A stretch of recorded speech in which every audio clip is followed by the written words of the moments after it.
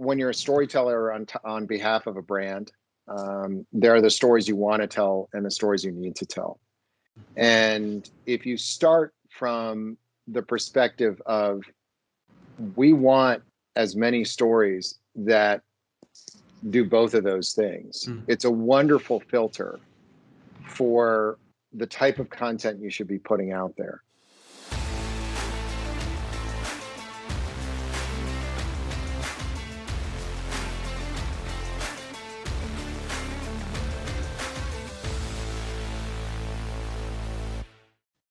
Let's light this candle, guys. Episode 7.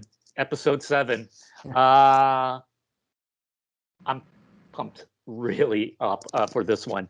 We're talking to Doug Busk. Doug is the VP Enterprise Communications and Marketing at Emory University, one of the jewels of the South in terms of higher ed. This guy's fascinating. This is going to be great. Let's get into it. I'm Pat McGovern, Director of New Business over at Acedia. Kurt, take it. Kurt Lingle, Vice President at Celtic, a full-service advertising agency here in the Brew City. Glad to have Doug on board with us today. I'm Brian Meehan. I'm Kurt's business partner here at Celtic, and I need to let everybody know that I am currently working on the perfect pour. Guinness out of a can. It's not as good as a tap, but it will have to do. The head on this isn't the best, but I am kind of working on that right now as we do our podcast. Doug, welcome. Cheers. Doug, welcome. Yeah. Welcome. Thank you so much for your time today. Honored to be here. Thank you for having me. It's good seeing you, man. It's good seeing you. A little bit of background for our millions of fans listening. Doug and I first met in Vegas at an AMA higher ed marketing conference. As many of my first great first meetings occur always in Vegas. Yeah, there we go. That's you know me. That's not unusual. That's like your style. Man, we just hit it. I just found you fascinating, Doug, and we've been able to keep a friendship going. It's been really cool. And you've been at Emory. And Doug, just give us a little bit of background about you. It's a great story. Give us the origin. So my origin story. Let's see. I was born on a fated planet called Krypton. With your introduction, it almost feels like that. And thank you. Thanks again for having me. So I am a marketing technologist or a technology marketer by training and passion. I have spent my career really on either side of that equation. And depending on what decade you found me in, I was either working in marketing communications, trying to make what we did smarter, sharper, more sophisticated, or I was working in technology, trying to make mobile commerce, social media friendlier for brands. So what truly excites me is building bridges between consumers, fans, as it is today, alumni, applicants, parents, students, and the brands they love. Whether those brands are a presidential campaign like Barack Obama's in 2008, or the fine people at the Coca-Cola company, as I sip my Diet Coke, because you can take the guy out of Coca-Cola, can't take Coca-Cola out of the guy. That's really where my heart lies, is in bringing the power of storytelling to where fans live, and where they live has changed in my time, in my professional career. Frankly, moving from largely analog to barely analog, especially in the era of pandemic. So it's no joke to say that we're now beyond digital natives. All of us are living digitally more than we ever have. So that's how I apply my background and my specific angle on things.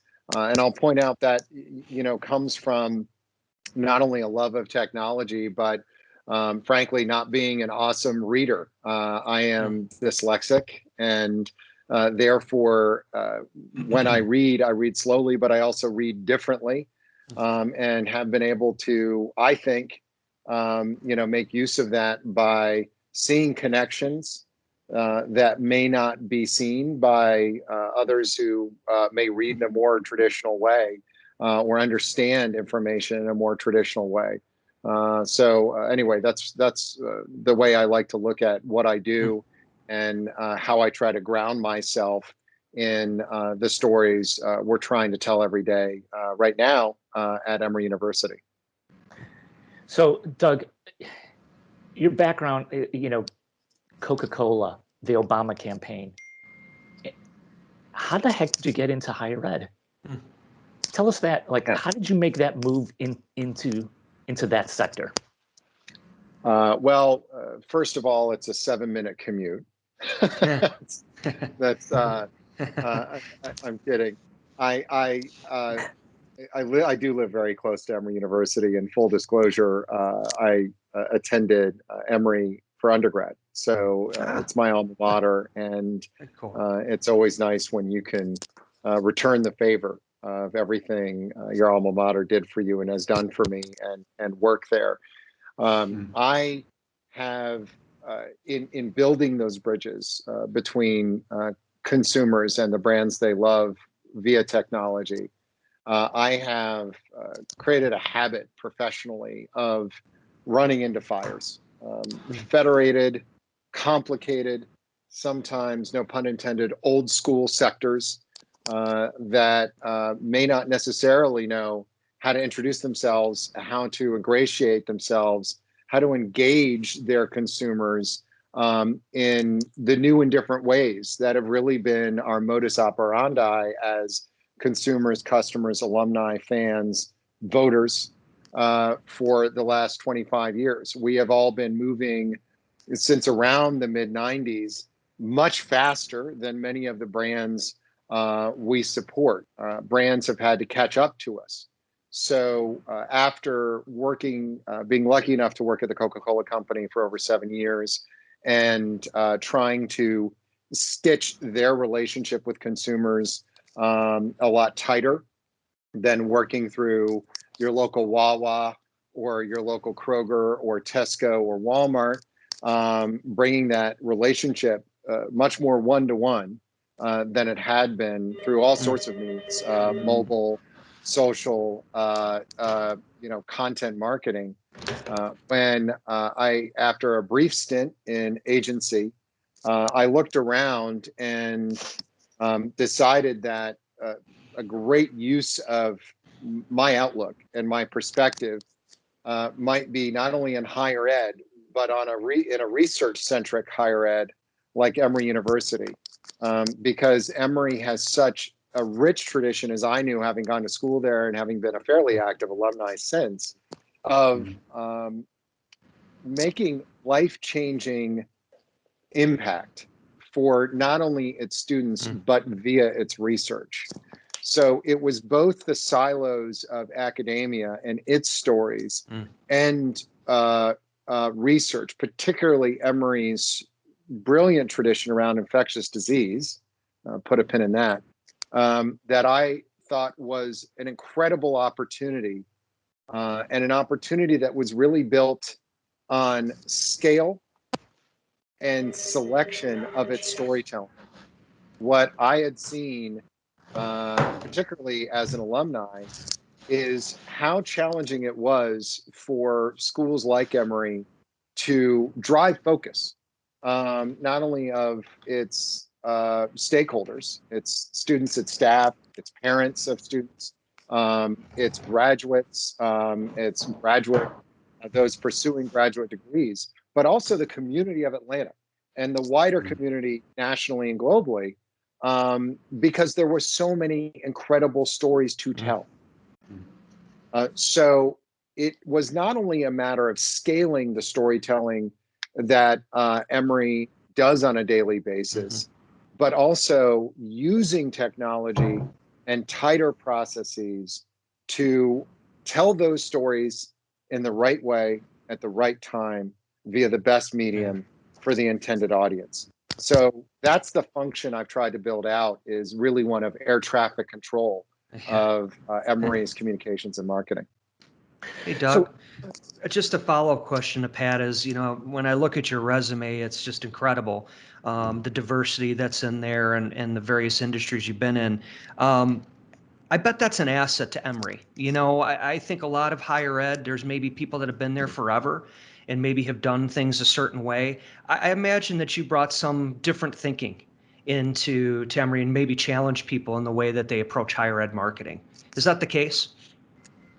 I think that I think Emory, like many institutions of higher education, is filled with so much brilliance, and in the case of Emory, tradition, that drives a focus towards being successful in the way you have been successful. If I bring anything with my varied background, and thank you for saying that, because I'll certainly mention that next time I'm interviewing. It's not that I've been a job hopper; it's that I've got a varied experience. Is really jumping into different worlds of brands and bringing hopefully a fresh set of eyes that isn't so much about revolutionizing the stories we have to tell, because there's brilliant stories to be told, but perhaps reorganizing them in a way that they get told more effectively.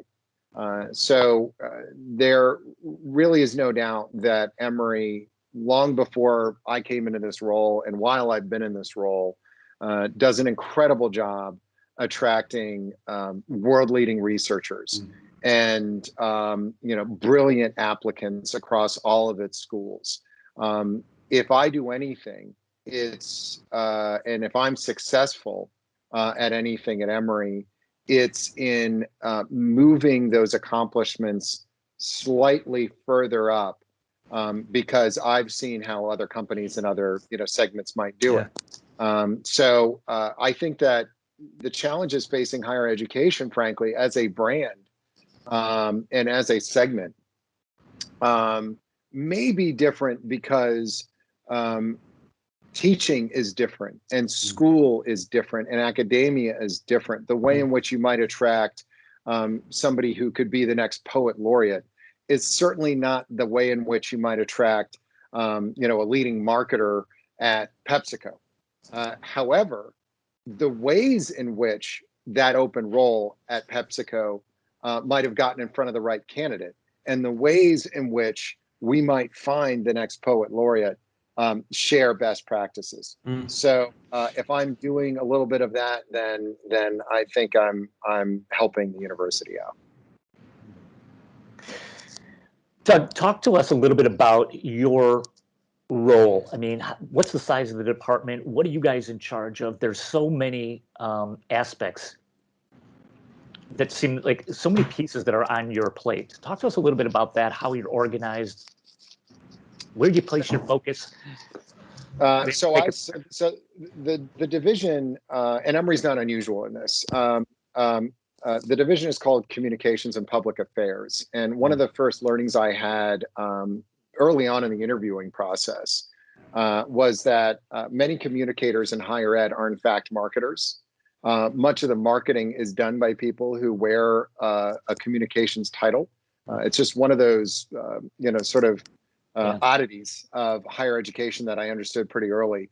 And we are by no means in my division in Communications and Public Affairs the only team of communicators at Emory. In fact, we are outnumbered by 2.5 times by the communicators and marketers that sit across the university, typically inside of division and school leadership functions. We are, however, the biggest single team. There's over 65 people in the division. My team is a newly created function that, as I mentioned, I had a hand in crafting, called Enterprise Communications and Marketing. And we're really designed along that air traffic control mission I mentioned earlier. So it is the job of my team, which includes media relations, editorial, so owned media that sits at emory.edu, and social media to, frankly, find a way for the best planes to land and the best planes to take off. Where and when and to where are our stories going, with some thinking as to why. And I like to apply what I call the 3 Ps to organizational strategy. It comes down to people, process, and platforms. You need to have the right people, which is why, I fought for and I'm honored to have, the earned media people, the media relations team, those strategists sit alongside the editorial team who are figuring out which stories are being told on Emory.edu, and the social media team, which is figuring out how to share and engage around those stories in social media with our key stakeholder audiences, both, to be clear, externally and internally. The processes, I like to look at how do we do the work on a daily basis and how can we do it better and smarter? Because of course we're resource constrained like any university is. Sure. We never have as many people or as many dollars as we'd like to have. So how can we use technology to speed those processes, bringing in things like shared digital calendars, automated workflow, speeding the approval processes, which admittedly can be Byzantine, in an enterprise as big as Emory's. And that leads naturally into the platforms. Yeah. So, looking at our content management systems, what are the analytics behind it? Putting an analytics system in place, zeroing in on the metrics that matter, not 5, 10, or 20, but what are the 2 or 3 numbers that matter? And you don't start in crafting those as the digital marketer, as the guy who sits around and pontificates about, well, what does Facebook mean about actions today? How is engagement in a fleet on Twitter decided? No, you go to admissions, you go to alumni, you go to the School of Business, the School of Law, you ask the deans there, what are the 2 or 3 numbers that determine your success? What are the 2 or 3 numbers, if they go down, keep you up at night? And the answer is not as simple as rankings, right? It is also what drives those rankings. Let's dig into the reputational component of US News and World Report as an example, because I can translate that back into the people and processes that we're doing on a day-to-day basis. But if I can't tell you in a moment's notice that this is how we're making a material difference for the metrics that matter to you, we need to question the work we're doing. So that's another element that I'd like to think I brought from a corporate branding side, because I used to say at Coke, how many more cans of Coke does it sell in Kroger? Right? It might be cool to be on that latest meme. Oreo, I love it. Dunk in the dark, great. Did it drive a lot more Oreos off the shelf at Target? Yeah. Good point. Doug, in past podcast with another Doug, Doug Clark, he made a point of talking about reputation as a major factor in what he's doing in the marketing for Loyola in Chicago. And it seems like part of your charge is that as well, is not only trying to just get awareness out there and drive enrollments, right? But also concerned about the reputation of the Emory brand overall. If you could, Doug, how do you split your workload? Like what would you say is like, the percentage of our focus is on, enrollments, admissions versus maybe that brand reputation, if that's possible? Yeah. First of all, a shout out to Doug's. We're having a good year. Yeah. The first second man is also a Doug, so that's pretty darn cool. When actually mentioning metrics that matter is a great springboard into the topic of reputation. When I have found that when you're a storyteller on behalf of a brand, there are the stories you want to tell and the stories you need to tell. And if you start from the perspective of we want as many stories that do both of those things, it's a wonderful filter for the type of content you should be putting out there. And that's a challenge I bring to my team as much as humanly possible. Is this a story we need to tell? Why do we need to tell it? And have we made it into a story not only that we want to tell, but we want to tell because somebody would give a damn. Somebody would want to read it. Somebody would want to share it. And not necessarily the obvious, segments. Say, for example, the peer review component of U.S. News and World Report for rankings. But would your aunt be interested in it if you put it up on Facebook? If you talked about this on Instagram, would a lot of people like it? So at that intersection between the stories we need to tell and the stories that people want to read and share and engage with are typically the best performing pieces of content for the brand. So at Coca-Cola, after several years of beating my head against a wall, trying to come up with numbers that management could believe in for the work we were doing with Coca-Cola Journey, which is really the corporate brand marketing side of the Coca-Cola company at the time. It was a digital magazine that we told in over 36 languages in over 100 countries, built on a common set of platforms and practices. I decided that it was better to simply ask the executives, what are the two numbers that would matter to you? What are the two things that if Journey achieved for you, you'd go, yeah, I get it. I know exactly what they're doing, and I know exactly how much they improved over how they did last month. And a fairly high-placed exec said to me, well, Doug, that's easy. It's corporate reputation. Sorry, it's brand love and corporate reputation. Brand love is a recognized metric that knowledge and insights at the Coca-Cola company had perfected, if not years, decades prior to my arrival there. Right.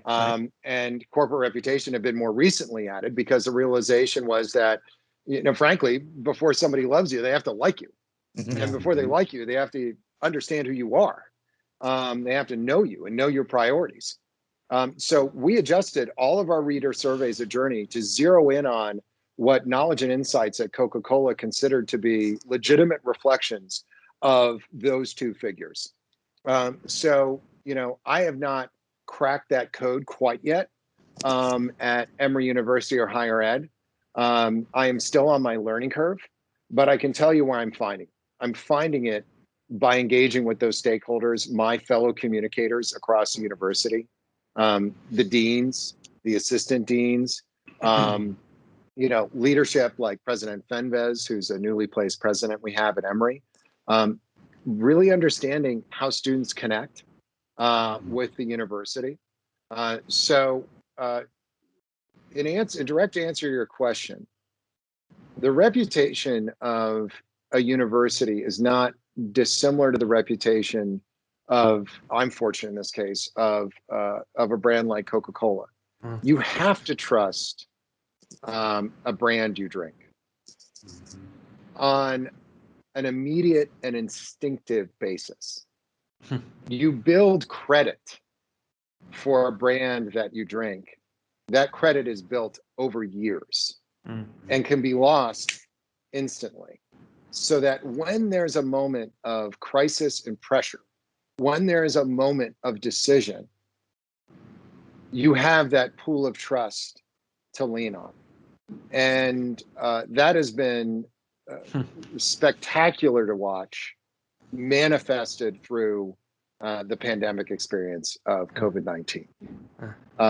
It has been one of the most gratifying experiences of my career, and an honor to be associated with a university that people instinctively turn to in the moment of crisis that has been COVID, because of that reputation that's built over time. Yeah. So somewhere between those stories, those press releases we just have to put out, and the stories you want to read, we built that reputation. So the answer is more of that, particularly as we move on to whatever the next phase is in COVID. That's Hey, Doug, a great story. Go ahead, Kurt. I was just going to say, I was jotting some things down here, and I find it very interesting. Brand love, trust, taking the story to the people, but telling the story the story that they really need. What's interesting is you're describing, that difference between someone just using the brand or using the product versus really believing. And, as I think about your background and whether it's whether it's Coca-Cola, a can of soda, or it's choosing university. There's a lot of people that drink soda, let's just say. I use the product, but do I believe in it? And it's interesting that I'm hearing you describe that philosophy that's probably serving you really well as you're going to different brands and bringing that forth, because that's huge. And I think that's fascinating, because that really, to me, that's always been a difference. Brand use versus brand belief. Brand use, that's easier to achieve than what you're describing, that love, that belief, that trust. That's like almost like the Holy Grail. Yeah, it's I used to describe it, the exercise of that storytelling development process as bridging the gap between the bottle and the brand at Coca-Cola. When you're asked to name, and most consumers are asked to name, ask a soda, or depending on where you are in the country, what's your favorite pop? What's your favorite soda? Instantly Coca-Cola is going to come to mind, because Coca-Cola is one of the most recognizable terms in the English language worldwide. It's, I think, second only to the word okay. However, something happens between asking that question in the parking lot in front of a convenience store and the product that consumer might be buying inside. And so the challenge as a storyteller on behalf of Coca-Cola, and I think for a lot of higher ed, is bridging the gap between the bottle and the brand. Or to look at it in personal terms, for social media, we were discussing separately influencers and micro-influencers. And there's that, I think it's the Netflix series where they invented a bunch of influencers. I'm forgetting the name of it. Which may actually is sort of ironic now that I think about it. I think there can be a tendency today, because of the power of social media, to have a gap develop between your persona and your person. That you might be fooled into presenting a certain persona on Instagram or on Twitter or on TikTok. That isn't necessarily who you are as a person. And the wider that gap occurs, the greater that gap, the wider that chasm, the tougher it is for storytelling to bridge it, because over time that bridge becomes unstable. And so this is an incredible period for universities to not be so focused on ROI and what's the direct value of a diploma, and think about how we make sure that the difference between the experience and the notion and the importance of a place of higher learning and the reality is not so wide for as many of our audiences, so that, put differently, they immediately and intuitively understand the value of Emory University. If you're an Atlantan, I want you to know that it's not simply all caps Gaudy font Emory, because we also have a healthcare division that has quite a bit of branding around Atlanta. But I want you to know that, for example, many of the leading prescription drugs that both treat and stop the potential spread of HIV were invented in your backyard at Emory. That's a point of pride. And that's something you should carry with you simply as an Atlantan, even if you never walk on campus. That can be a brick in the bridge of understanding of the Emory story. Hey, Doug, storytelling might be the way you answer this, but let's talk about the challenges that are out there. You have the pandemic. You've got rising costs of college tuition. You've got, if you want to maybe call it non-traditional, do I need to go to a 4-year university? Maybe I can go to a 2-year and get a trade, or maybe I can do things online. There's a lot of things that are challenging in the higher ed industry. What do you see? What's the biggest challenge, and how do you address it? So, first of all, I'd be remiss if I didn't tip my hat to our campus life teams, our facilities teams, our support teams. And I mean that across the board, whether it's, counseling or, the healthcare centers on campus. Emory went relatively early to a light density model on campus, and has been It's been largely successful, Mm. but the amount of effort for the people who have any role in supporting the students and the staff and the faculty on campus has been Herculean. And Emory is by no means alone in this. What you really have is hundreds, thousands of living laboratories, and and I'm just looking at higher ed. We can look at K through 12 as well, that are occurring across the United States and occurred really in real time, starting with last March.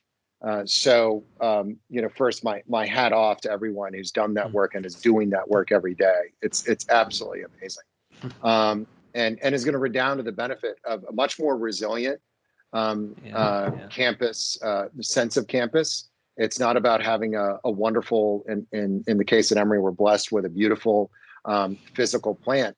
In this case, it's been about, can that physical plant effectively convert itself on the fly to one that fully embraces things like social distancing. Most campuses, and Emory's not alone in this, were not built around the sense of social Right. distancing. In fact, most campuses were built along the lines of the exact opposite. So it's been absolutely incredible. And so while my team, we've been fairly lucky to primarily work off campus, there's many that have been, that has partially been purposeful so that those who are on campus and need to be on campus can be, to make all that magic happen.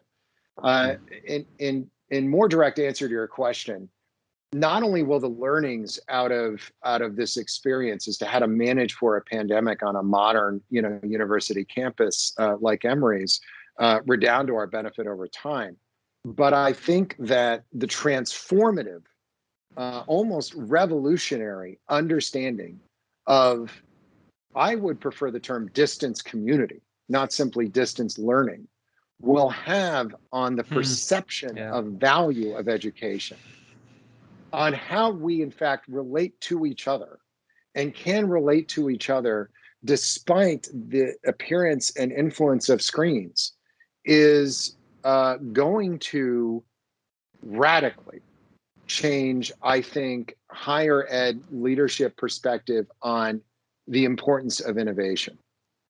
One of the first learnings I had in my role at Emory, having had about a year to build out those 3 Ps I mentioned in the way I wanted to for our team, people, process, and platform, was that the moment COVID hit as a bona fide crisis for the world, really, with impacts macro and micro, one of the first learnings I had is, the 2 or 3 things that you need in wartime are the first things you should do when you get into a new role.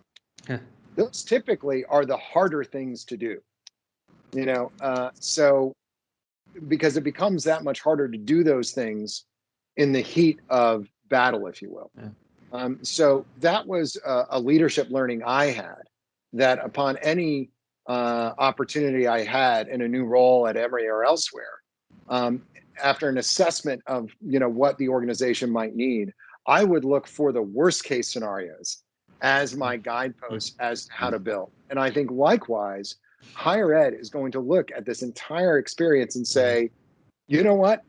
There are classes that we don't see a reduction in quality in the student experience, in the learning experience, in the relationship between students, and the community between professors and students and other professors for these tracks.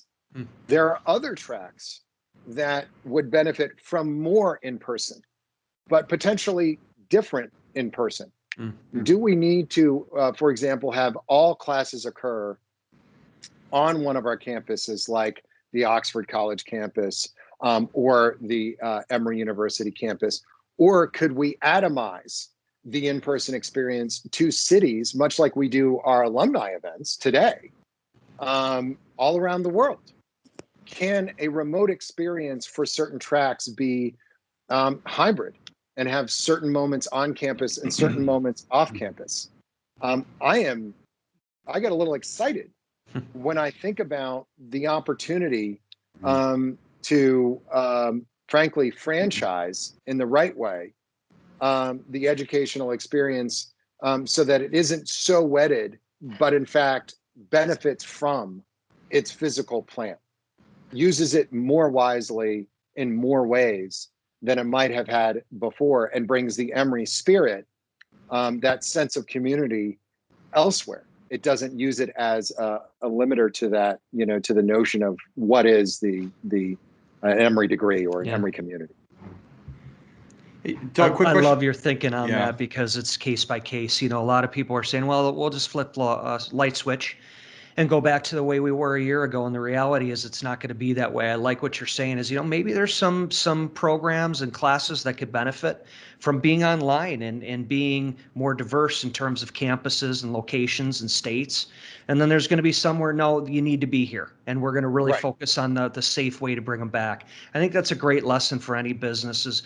You got to it's not going to be business as usual. It just isn't. So and there's opportunity and it not being correct. business as usual. I would look at in another part of my life, I was heavily involved in politics, and still obviously follow it closely. If I were to tell you 5 years ago that Georgia is not only going to vote for a Democrat for president, but is also going to elect 2 Democratic senators, you would have said you're crazy.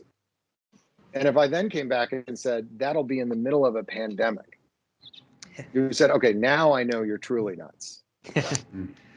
What are the opportunities we can take from that experience as far as, access to voting, involvement across the board? Both team red and blue had enormous turnout in the state of Georgia. It's a credit to the get out the vote effort on both sides. So what have we learned from that experience about bringing more people into the process and empowering more people to be a part of the process in many ways more than they ever have in this state? So we can, I think, focus on the hardship, and there's a lot of hardship out there today. And there are many first responders and frontline, not only on the healthcare side, but stocking the local grocery store. That deserve our thanks and our support. And at the same time, I think one way of supporting them is saying, what have we learned about all of that hard work that maybe we don't have to work as hard, or we can work smarter after this experience based on the learnings that came from that. Yeah. I like on the heels of what you were just talking about, you're right, Doug and Brian, your point before is spot on. We often say here internally, it's like, on the past, based on what we learned the past year, you keep the good in terms of what you've learned and you've absorbed, because there are some good learnings that we've discovered, and you kick to the curb the stuff that you didn't like. I think it's like, it's like when you step up to the line of scrimmage, you just sometimes you have to change the, what the play you're going to call, and just read the defense a little bit. I want to go back to the 3 Ps a little bit, and I want to focus on the people, and I want to talk a little bit how that applies to you personally, because I get back to this belief and this use and this passion, and Doug, just based on our conversation yesterday when we met you for the first time, and just hearing you today, it's clear there's a lot of passion in your voice and in what you're sharing. And I would imagine, if we talk about storytelling, for you as of right now, when you're representing Emory University, I mean, there's this inherent belief that you already have. It's organically inside of you. That's got to give your brand Emory an advantage, because right away it's like, look who's telling the story, who's helping to be a part of that storytelling. It's someone like you who's just, no one has to really instill that belief. It's there already. Maybe can you talk a little bit about that in your career, where how that's benefited you, or in terms of that belief and having that just be a part of you already when you help guide a brand and help bring that story to life? Well, so I think a people-centered approach is only going to serve really any team well, and I mean that in 2 ways. Not only the people who are a member of the team, displaying humanism and empathy in your leadership, taking a moment to, and this has been challenging in the pandemic because there's been a number of studies that indicate that humans, when faced with mortality, we all become more transactional because we're stressed. The survival instinct for some kicks in. There's tremendous pressures across the board. And as I mentioned, there are so many of us that are struggling either economically or may have been impacted personally by COVID, may have, contracted it and gotten sick, or have known others who've gotten sick or even passed away. So never has there been a time where it is harder for us to be human-centered. And never has there been a time in my lifetime where it's more important. So I think one layer to that is human-centered leadership means displaying empathy and what I like to call aggressive vulnerability. Being clear that simply because I'm a leader of a team, doesn't mean that I don't have rough moments. I will start calls, particularly with Zoom, and say, look, I'm a little off today. I'll admit I'm not on my game. So just so you all know that. So, I'm just putting that on the table. And what I have found that does is it allows others to relax for a moment and maybe express what they're going through, or just feel like there's not a strict standard that we have to, meet the agenda bullet by bullet. So that's number one, is bringing a sense of humanity to your leadership. Number two, zeroing in on the human at the center of every story you tell. Human-centered storytelling is something that I have found is frequently missing from brands that get lost. At Coca-Cola, I'd like to say, I don't want to see another sweaty bottle. Like Coca-Cola loves the 8-ounce, perfectly sweaty, icy bottle. How many of us even have the chance to enjoy a Coca-Cola at perfect 40-degree temperature out of an 8-ounce glass bottle, which is phenomenal, by the way. We're drinking out of a lukewarm ounce aluminum can of Diet Coke, which is my go-to. So no more sweaty bottles. Let's talk about the humans behind the bottle, the people behind the products. Why do we make the decisions we make? And how can it make your life better? Who are the humans at the center of these stories? At Emory, the equivalent has been, I've said, I love lab coats, but who I find much more interesting are the people who wear them. Yeah. And more interesting than that, the good that those people do. So let's find the human-centered component and drive human-centered storytelling in every single story and every single time. We're honored that Dr. Fauci will be a part of our commencement and one of our key speakers in the commencement coming up, which we announced just this week. Was it yesterday? Time is weird right now. Yeah. And that's incredible. But more incredible than that to me is that Dr. Fauci's had a multi-tracked, multifaceted relationship with Emory University for years.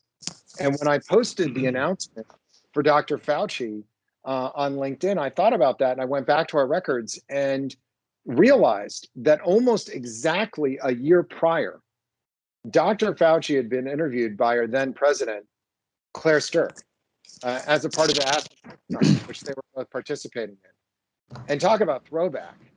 I went back and watched the entire interview, not necessarily the one we edited and put up on YouTube, but I watched the entire interview. And there are components of it that are practically back to the future. The way Dr. Fauci was already talking about and the importance around understanding truth around the spread of infectious disease and the importance of education and the importance of understanding. The reason Dr. Fauci, I think, or one of the reasons Dr. Fauci has been so successful and people have gravitated towards him during this crisis is he tends to couch what he talks about in human impact and in ways in which humans can make a difference by wearing masks, by applying social distancing, before, with, and after a vaccine. So I find that displaying humanism and human-centered leadership is the best way to get and maintain and recruit and retain the best possible talent. As a human, I don't know any other way to operate. As you can tell, with a passion, I'm a bad poker player. So that happens to be the path of least resistance for me as a leader. And I think human-centered storytelling, especially in the era of algorithms that are attracted automatically to passion, that are attracted to and accelerate authenticity, happens to be the most effective story you could possibly tell on behalf of a brand, in addition to being the right thing to do. Doug, in the few minutes that we have left here, and I can't believe and guys, am I right? It's like this hour just flies by. Look at your tea leaves. What do you see on the horizon? Let's talk about for higher ed overall, and then more specifically for you, your department, and where things are going. Well, you're asking the question at a good time, because I'm now at my caffeination peak, so my ability to see the future is enhanced. The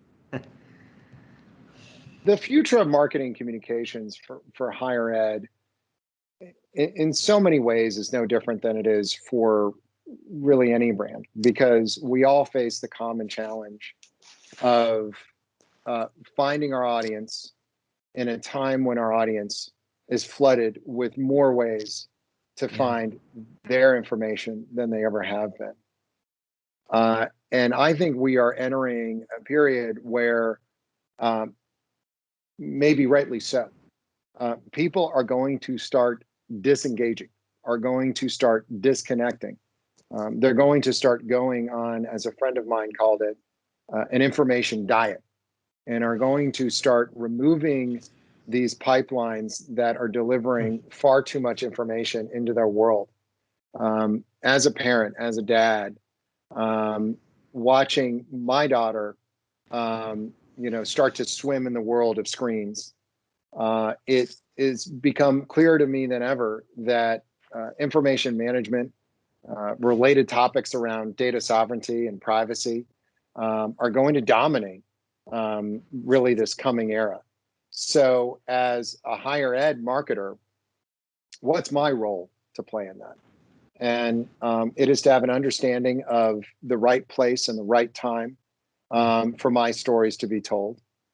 It is the importance, as one of the keepers of truth and fact and science, of making sure that we tell our stories in a truthful way.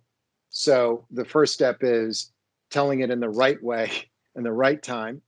And the second step is making sure that we have those human-centered stories grounded in truth and science and our shared history as humans. And the third part of that is being a forever learner. What's the next network? What's the next path? Are we experimenting with Clubhouse? Are we looking at Snap and deciding whether that is one of the right places and the right ways to tell those human-centered stories of truth? Are we understanding the power of audio, like y'all have been experimenting in and are experimenting in? How is it chopped up and being redistributed? And how are we rolling with the currents of the fourth estate in journalism? How are we helping our friends in the world of journalism to tell their stories, and not dominating or demanding that our stories be told? That's never an effective way to get them told anyway. But how are we making sure that reporters have access to that truthful information when they need it and the way they need it? And just to point on that, a point of proof, our team under the leadership of Susan Channa, and on the earned media side and the media relations side, and Laura Douglas Brown on the editorial side, have done phenomenal work pivoting. I know that's an abused verb these days, to make sure that our content expresses in a way that journalists can easily access it off of our website. These small changes where the search is that much better, or the ability to sign up for a newsletter every time there's a headline posted to the site, making sure that we have a separate handle under the leadership of Megan on the social media side of our team, just dedicated to Emory News, so that journalists can know to go exactly to Emory News for the content they need, but also running Zoom briefings for our journalists so that they can access our subject matter experts in this venue remotely in real time so that they can stay safe. So we're not asking them to do something that we shouldn't be asking anyone to do, which is to get into environments that, you know, aren't properly social distanced. So it is all of that that keeps us fresh and keeps us learning and keeps us moving forward. And that is another element that I hope to see us take forward after pandemic. That's awesome. Doug, we're going to give you the last word. Is there anything else you want to hit on? Anything else you want to get across before we say goodbye? Well, first of all, thank you for creating another shared community. I think you're doing wonderful work with the pod. It's cool to be a guest on it. And it's excellent to get to know you. I think for anybody who's listening, you know, I encourage them to spread that community that you're building even further and connect. You can find me on LinkedIn. You know, you're welcome to heckle me on Twitter. And I'd love to continue this conversation. If anything we're talking about around anything from, you know, that notion of humanistic and aggressive vulnerability connects with you, let me know and let's continue the conversation. So let's not have this be simply a pod. Let's kick this into an even wider dialogue. Love it. Yeah. Awesome. Doug Busk, everybody, from Emory University. Doug, thank you so much for your time, for all your insights. I always enjoy our conversations together. Thank you so much. Thank you. And thanks for having me. My pleasure. Thanks, Doug. Kurt, Thank you, Brian. Doug. Cheers. Cheers, guys. Happy Friday.